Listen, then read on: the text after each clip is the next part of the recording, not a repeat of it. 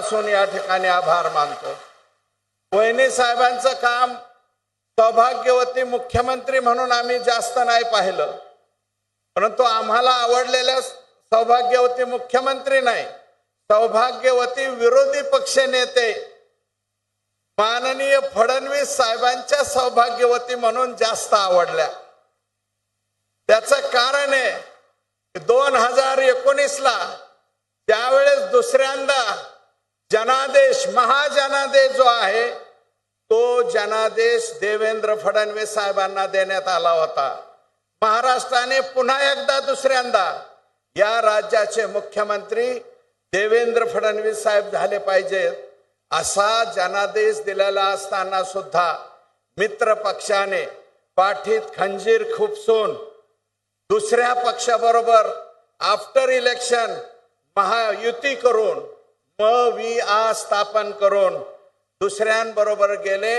आमच्या मुख्यमंत्र्यांच्या ताटातला घास त्या ठिकाणी ओढला आणि त्याच्यानंतर फार कमी लोक त्या सत्तेच्या विरोधात बोलत होते आणि त्या सत्तेच्या विरोधात बोलत असताना ज्या तडपेनं अमृताताई बोलायच्या ते स्टेटमेंट अजून सुद्धा अंगावरती शहारे आणणारे आहेत। त्या सत्तेच्या विरोधात त्यांच्या प्रमुखांच्या विरोधात फार कमी लोक बोलायचे, त्याच्यामध्ये आम्ही सुद्धा होतो। वहिनी साहेब सडले पडले 2019च्या नंतर, त्यावेळेस आपण सत्तेत नव्हतो, विरोधी पक्षात होतो, त्यावेळेस कायमस्वरूपी मुक्काम पोस्ट म्हणलं तरी मुंबईला आलं। त्या कालावधीत साहेबांना आवश्यकता होती, त्या कालावधीत फार कमी आमदार होते, त्याच्यामध्ये आम्ही 100% होतो आणि तो आपला बंगला सागर बंगला होता। त्या सागर बंगल्यावरती थांबायचं। वहिनी साहेबांना आमची एकच विनंती आहे, जास्त भाषण वगैरे करायचं नाही।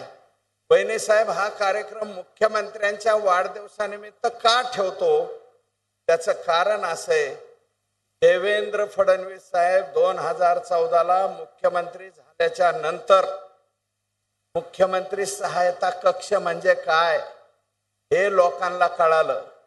मोठ्या प्रमाणावरती सुरुवातीला मला वाटतं त्यावेळेस शेटे साहेब होते आणि नंतर त्यांच्या कालावधीत सुद्धा हे रामभाऊ जे आहे, रामभाऊंनी कॅम्प चालू केले आणि तो पहिला कॅम्प मला वाटतं लातूरला ठेवला होता। अभिमन्यू पवार आमदार, ते त्यावेळेस आमदार नव्हते, साहेबांचे OSD म्हणून ते काम करत होते आणि त्या कॅम्पची गर्दी पाहिल्याच्या नंतर मी सुद्धा मनामध्ये ठेवलं होतं आणि मुख्यमंत्री सहायता निधी कक्ष रामेश्वर भाऊ आल्यापासून आणखी मोठा आणि मोठा होतो।